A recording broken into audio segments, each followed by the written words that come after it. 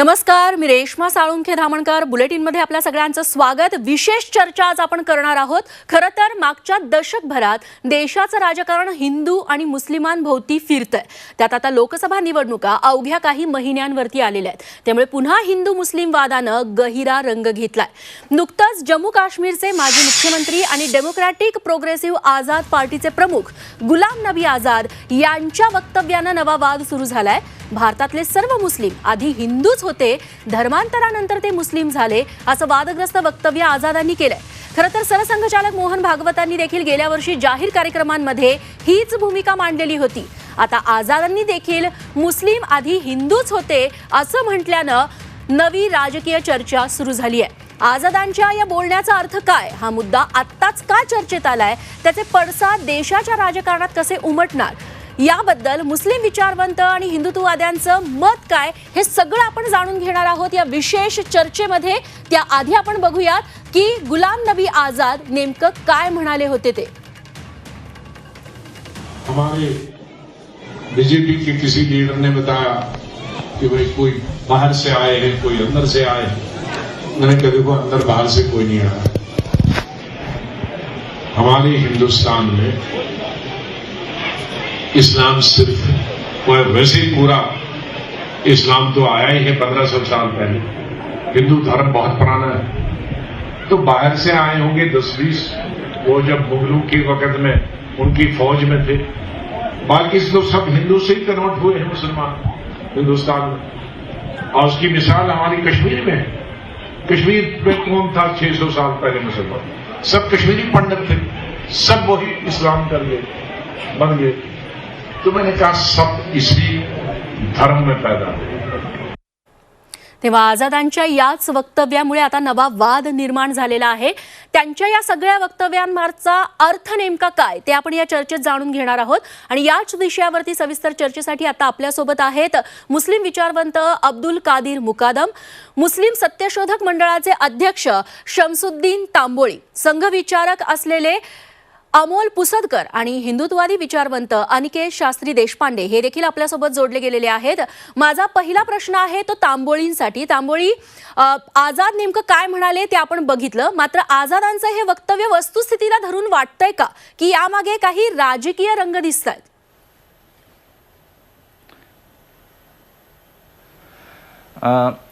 राजकीय रंगही आहे आणि वस्तुस्थिती सुद्धा आहे. आपल्याला या दोन्ही गोष्टी दिसून येतील. याचं कारण असं आहे की भारतातील जवळपास 80 ते 90% हे जे मुस्लिम आहेत ते निश्चितपणाने इथले पूर्वीचे वेगवेगळ्या धर्मातले असतील. अस्पृश्य होते, आदिवासी होते, अप्रगत होते आणि आपल्यावरती अन्याय होतोय, अवमान होतोय म्हणून त्यांनी धर्मांतर केलेलं आहे. ही जशी भारतातली वस्तुस्थिती आहे त्याच पद्धतीने काश्मीरमध्ये सुद्धा असंच घडलेलं आहे. परंतु हे आपण म्हणत असताना असंही लक्षात येतील की बाबा पदमजी सारखे असतील किंवा रमाबाई रानडेंच्या सारखे विचारवंत बुद्धिवादी लोक असतील, शिकलेले असतील, त्यांनी सुद्धा ख्रिश्चन धर्म स्वीकारलेला आहे. म्हणजे आपल्याकडे जे जे काही बहुविविधता धर्माच्या बाबतीमध्ये दिसते ही वस्तुस्थिती आहे. मला वाटतं गुलाम नबी आझाद यांनी या बाबतीमध्ये जे काही सांगितलेलं आहे ते वस्तुस्थिती आहे. दुसरा भाग असा की त्यांनी दुसरं जे वक्तव्य केलेलं आहे की धर्म आणि राजकारण याची सरमिसळ होता कामा नये.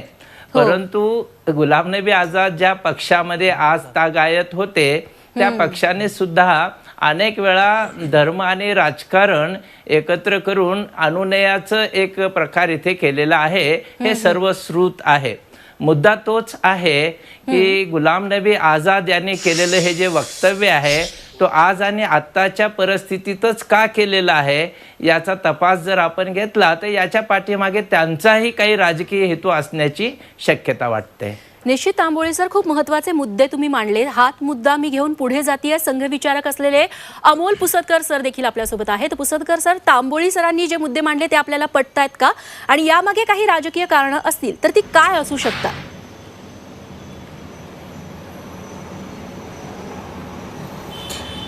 तांबोळी सरांनी जे मुद्दे मांडले ते मी सगळे ऐकलेले आहेत.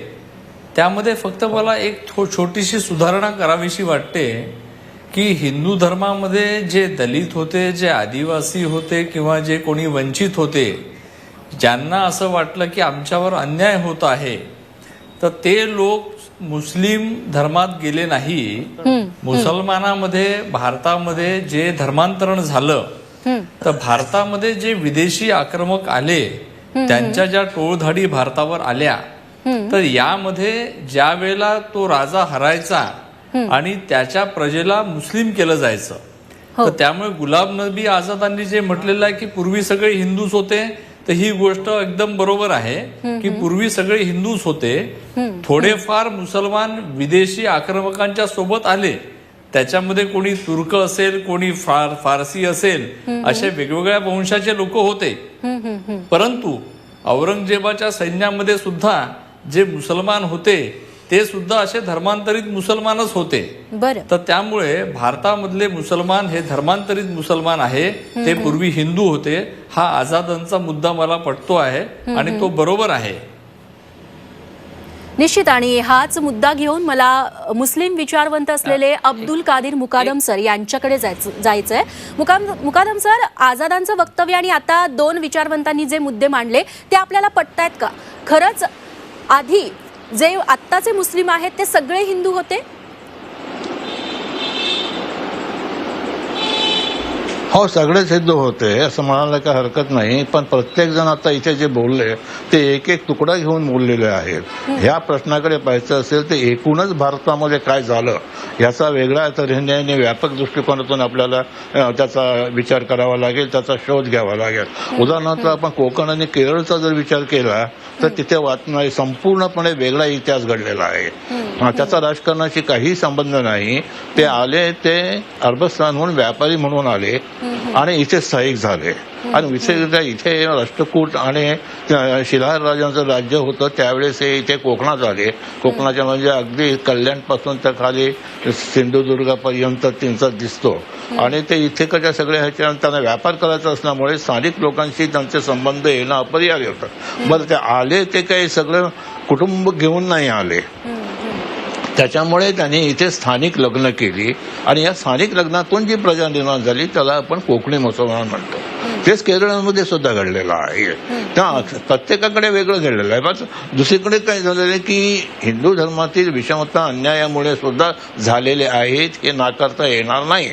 आणि तिसरा प्रश्न असा आहे की एकूणच जे काही राजकीय घडामोडी इथे होत होत्या त्याचाही काही परिणाम झालेला आहे. आता काही जण असे म्हणतात की हिंदूंच्या पुढे मुस्लिम राज्यकर्त्यांनी तलवार आणि कुराण असं ठेवलं, पण त्याच्यामध्ये एक आणखी होतं ते कोणी सांगत नाही आहे. त्याच्याबरोबर तिथे पैसेही ठेवले जात होते. एक तर तुम्ही इस्लाम धर्म स्वीकारा, नाहीतर आम्हाला त्याचा काहीतरी कर म्हणून पैसे द्या, किंवा मग नाहीच काय दोन्हीपैकी झालं तर मग तलवार. तर ह्या बाबतीत असं घडलेलं आहे की तलवारीपर्यंत कोणी जात नव्हतं, पैसे देऊन मोकळे होत होते. पण त्याच्यानंतर त्यांना हिंदू धर्माप्रमाणे वागण्याचं संपूर्णपणे स्वातंत्र्य होतं, हे इतिहासात नमूद आहे. निश्चित. त्याच्यानंतर आणखी एक सांगायचं झालं तर काश्मीरच्या बाबतीत सांगायचं आहे. काश्मीरच्या बाबतीत घडलेलं पुस्तक ह्याच्यापेक्षा वेगळं आहे.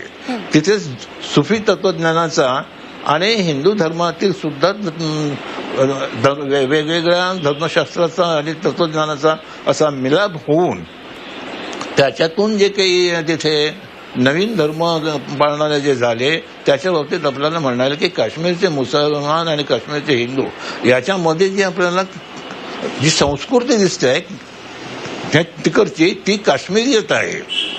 ते हिंदू किंवा मुसलमान नाही आहे. ती काश्मीरीची संस्कृती आपण जपली पाहिजे. पण ते असं तसं काही दिसत नाही. आता नवीन नवीन जातीवादी प्रवाह येत आहेत आणि ते काय करतील हे आजच सांगता येणं कठीण आहे. निश्चित. हाच मुद्दा पुढे घेऊन जाऊयात. हिंदुत्ववादी विचारवंत अनिकेत शास्त्री देशपांडे आपल्यासोबत आहेत. देशपांडे सर, तीनही विचारवंतांची मतं आपण जाणून घेतली. आझादांना या आधी देखील माहिती होतं. त्यांनी मागच्या 1500 वर्षांचा इतिहास जम्मू काश्मीरचा काढला. हिंदुस्थानामध्ये मोजके 10 ते 20 मुस्लिम आलेले असेल आणि त्यानंतर जे सगळे हिंदू होते ते त्यांनी मुस्लिम धर्म स्वीकारला असं त्यांचं म्हणणं आहे. हा इतिहास जुना आहे. आझाद राजकारणात मागच्या काही दशकांपासून आहेत. त्यांनी काँग्रेस सोडून आता काही महिने झाले स्वतःचा पक्ष काढला आणि त्यानंतर त्यांनी निवडणुकांच्या पार्श्वभूमीवरती असं विधान करणं याचा नेमका अर्थ काय घ्यायचा? तुम्ही कसं सगळं याकडे बघता? आणि महत्त्वाचं म्हणजे सरसंघचालक मोहन भागवतांनी देखील मागच्या वर्षी काही कार्यक्रमांमध्ये अशीच विधानं केलेली होती. अगदी बरोबर. गुलाम नबी आझाद साहेबांनी जे वक्तव्य केलेलं आहे त्या वक्तव्याचा सर्वप्रथम मी संत समितीकडून धर्म समाजाकडून स्वागत करतो. आणि आमचंही तेच म्हणणं आहे की हे मुस्लिम जे बांधव आहेत आपले, हे आधी सर्वच्या सर्व हिंदूच होते. कारण की हे जे आक्रांत येऊन गेले, बाबर, औरंगजेब, त्याच्यानंतर आधी अनेक जे आक्रांत येऊन गेलेले आहेत, त्यांनी तलवारीच्या धाकावरती आणि फक्त मुस्लिम वाद संपूर्ण सृष्टीमध्ये पसरवायचा या अघोरी आणि आसुरी प्रवृत्तीमुळे हे आक्रमण करून हिंदूंना कन्वर्ट करून मुस्लिम केलेलं आहे. आजही अनेक हजारोंच्या संख्येमध्ये अनेक मुस्लिम आहे जे परत घर वापसी करू इच्छित आहेत. त्यामुळे यांचं जे वक्तव्य आहे त्याचं आम्ही समर्थन करतो. परंतु असं वक्तव्य करून जर कोणी राजकारण करत असेल तर मात्र त्याचा सदा सर्वदा निषेध असेल. निश्चित. मला पुन्हा एकदा तांबोळी सरांकडे जायचंय. तांबोळी सर, आत्ता म्हटलं तसं की सरसंघचालक मोहन भागवत देखील मागच्या वर्षी काही कार्यक्रमात म्हणालेले होते की हिंदू आणि मुस्लिमांचा DNA हा एकच आहे आणि तशाच पद्धतीचं समानार्थी विधान गुलाम नबी आझाद यांच्याकडून होतंय. काही महिन्यांपूर्वी त्यांनी काँग्रेस पक्ष सोडला, मात्र त्यांनी आता विचारधारा देखील बदललेली आहे आणि त्याची प्रचिती या विधानांवरून येतेय. एकंदर आझाद भाजपच्या जवळ चाललेत आणि ते भाजपसाठी जम्मू काश्मीरमध्ये किंबहुना देशातल्या निवडणुकांच्या पार्श्वभूमीवर पीच तयार करतायत असं म्हणू शकतो.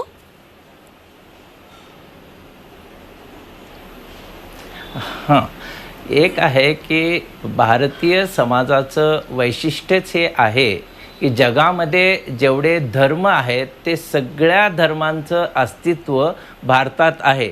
त्या अर्थाने भारत हा जो देश आहे तो बहुधर्मीय बहुसांस्कृतिक असा हा देश आहे.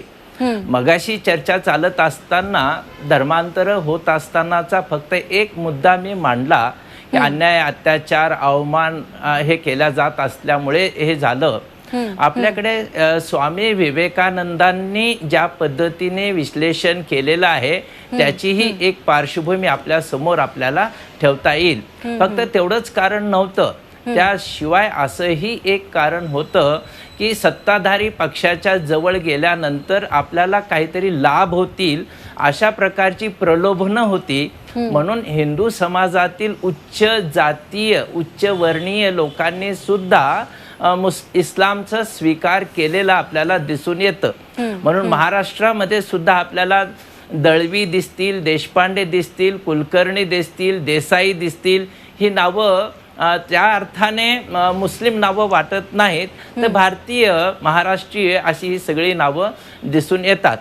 आता दुसरा जो भाग आहे ही सगळी मुस्लिम समाज किंवा ख्रिश्चन सुद्धा म्हणता येईल, पारसी सुद्धा म्हणता येईल, मोठ्या प्रमाणात जो हिंदू समाजाचा एक भाग होता. मग त्यांनी आता पुन्हा धर्मांतर करावं आणि पुन्हा हिंदू धर्मात यावं अशा प्रकारचं नरेशन यामधून पुढे जर कोणी आणत असेल तर त्यालाही तसा अर्थ राहत नाही. कारण बहुसांस्कृतिक आणि बहुधार्मिकता याला सोबत घेऊन आपण पुढे जायला पाहिजे.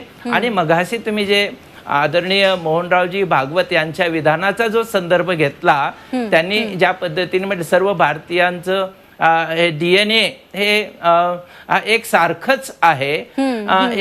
हे सुद्धा वक्तव्य जवळपास आझादांच्या वक्तव्याच्या जवळ जाणारच आहे. आणि म्हणून आझाद यांना BJP किंवा संघ परिवाराच्या जवळ जाण्याचं काही मानस आहे का, तशा पद्धती हे सुद्धा एक अंदाज यामधून दिसून येतो.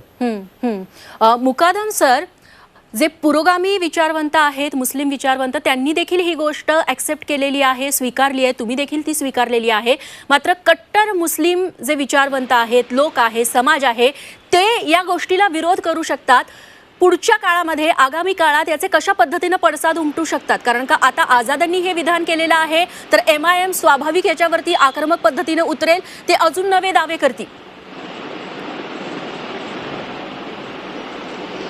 नाही, आता काय झालेलं आहे की भारतात मुसलमान यायला सुरुवात झाल्यावर आता अनेक शतकं होऊन गेलेली आहे. कुठल्या ना कुठल्या कारणाने आले, त्याच्यात विविधता आहे, त्याच्यात गरज आहे, त्याच्यात आणखी बऱ्याच गोष्टी आहेत. आता त्या गोष्टी आत्ता उकळून काढणं योग्य आहे असं मला नाही वाटत. ज्या तऱ्हेने आता भारतीय समाज झालाय तो ऍक्सेप्ट करणं आणि त्याच्यात मध्ये जर पुढे काही अशा गोष्टी होऊ नयेत तर त्याच्याप्रमाणे त्याच्या म्हणजे आता जबरदस्तीने हे करू नये याच्यात माझा संपूर्ण पाठिंबा आहे. कुठल्याही कारणास्तव कशाही तऱ्हेचं प्रेशर आणून त्याला आपला मूळ धर्म बदलायला लावणं याला माझा विरोध आहे. पण जे आता पूर्वीपासून झालेलेच आहेत ते कसं करणार.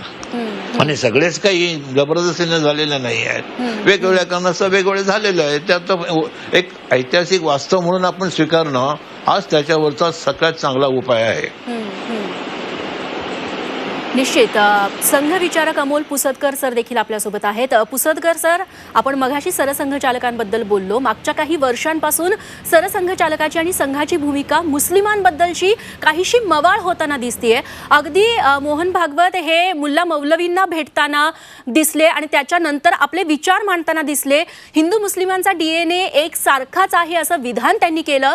त्यानंतर आझादांची अशी विधानं येतात ते भाजपच्या जवळ जाताना दिसले.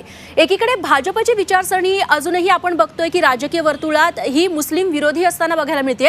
मात्र संघाची विचारसरणी आता मुस्लिमांना थोडंसं जवळ घेतल्याशिवाय पर्याय नाही हे मांडणारी आहे. थोडेसे विचारात बदल झाले संघाच्या असं दिसतंय.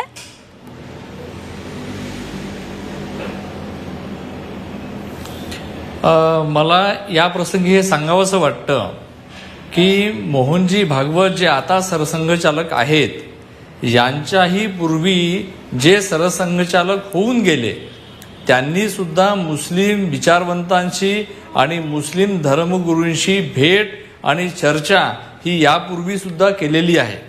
बघा, आपल्या देशामध्ये मोठ्या प्रमाणावर मुस्लिम समाज राहतो आहे. त्यामुळे आपल्याला हे माहिती आहे, जसं मोहनजी भागवतांनी म्हटलं आहे की हिंदू आणि मुसलमान यांचा DNA एक आहे, ह्या सर्वांचे पूर्वज एक आहेत.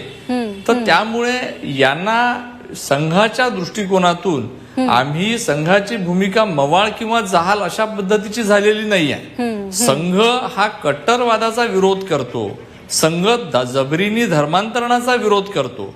परंतु जे देशभक्त मुसलमान आहेत, जे या देशामध्ये राहणारे आहेत, देशाच्या विकासामध्ये ज्यांचं योगदान आहे, अशाबद्दल संघाची भूमिका ही नेहमीच चांगली आणि स्वागतार्हच राहिलेली आहे. त्यामुळे मोहनजी भागवत जे आज मुल्ला मौलवी किंवा धर्मगुरूंना भेटतात, ही प्रथा परंपरा याच्याही पूर्वीच्या सरसंघचालकांनी घालून दिलेली आहे. आणि संघाचा राजकारणाशी संबंध नाही. आणि जो तुम्ही भाजपाचा विषय घेतला तर मला असं वाटतं की भारतातला कुठलाही राजकीय पक्ष ज्याला इलेक्शन लढवायचे आहे, निवडणुका लढवायच्या आहे, त्याला कुठल्याही धर्मपंथ संप्रदायाच्या विरोधामध्ये भूमिका घेऊन ते लढवणं लोकशाहीच्या दृष्टिकोनातून सोयीस्कर राहणार नाही. त्यामुळे भाजप असेल किंवा कुठलाही पक्ष असेल त्याला कोणाच्या विरोधात अशी भूमिका घेणं हे सोयीस्कर नाही आहे. त्यांचे प्रवक्ते त्याचं उत्तर देतील. परंतु संघाची भूमिका ही बदलत नाही आहे. संघ या देशामध्ये भारत मातेला आपली माता मानणारा जो कोणी आहे, तो हिंदू असेल, मुसलमान असेल, ख्रिश्चन असेल, पारशी असेल, या सर्वांचं स्वागत करतो. आणि अशा सगळ्या देशभक्त लोकांनी मिळून हा देश समोर गेला पाहिजे असं संघाचं म्हणणं आहे. निश्चित. तेव्हा हा मुद्दा घेऊन मी पुन्हा देशपांडे सरांकडे जाते. आपल्या कार्यक्रमाची वेळ संपत आली आहे, माफ करा. देशपांडे सर, याच मुद्द्यावरती आपलं मत काय थोडक्यात? धर्मशास्त्रीय दृष्टिकोनातनं जर आपण बघितलं तर वेदोखिलो धर्ममूलम विदधतु स्नेहम विश्वजनेषु वसुधैव कुटुंबकम अशी इतकी उदात्त विचार आणि संस्कार हे हिंदूंवरती गेली हजारो वर्षापासून होत आहे. आणि हिंदू हा सर्वसमावेशक आहे, त्याच्यानंतर सर्वांना सामावून घेणारा आहे. त्यामुळे कधीही हिंदू हा आक्रांत झालेला नाहीये, कोणत्याही देशावरती त्यांनी आक्रमण केलेली नाहीये. उलट एवढं सर्व अत्याचार सहन करून तो सर्वांना स्वीकारतो आहे. आणि आपले जे पूर्वज आहे हे हिंदूच आहे आणि ज्यांना घरवापसी करायची आहे त्यांनी जरूर शासनाचं आणि कायद्याचं संरक्षण घेऊन घरवापसी करावी असं मी खास करून सांगू इच्छितो. निश्चित देशपांडे सर आणि इतर मान्यवरांना देखील खूप खूप धन्यवाद की या विषयावरती इतकी सविस्तर चर्चा आपण केली. तेव्हा गुलाम नबी आझाद यांच्या एका वक्तव्यामुळे या सगळ्या चर्चांना सुरुवात झाली. मुस्लिम हे मूळचे हिंदूच होते. आता याचे राजकीय पटलावरती कसे परिणाम उमटतात, त्याचे काय काय रंग बघायला मिळतात हे येणाऱ्या काळात आपल्याला कळेलच. निवडणुका देखील तोंडावर आलेल्या आहेत, तेव्हा वेगवेगळी पक्ष यावरती काय भूमिका घेतात हे देखील बघणं महत्त्वाचं ठरणार आहे. या चर्चेसाठी सगळ्या मान्यवरांनी वेळ दिला, सगळ्यांचे आभार मानते. कार्यक्रमात इथेच थांबतोय. ताज्या घडामोडींसाठी बघत रहा झी 24 तास.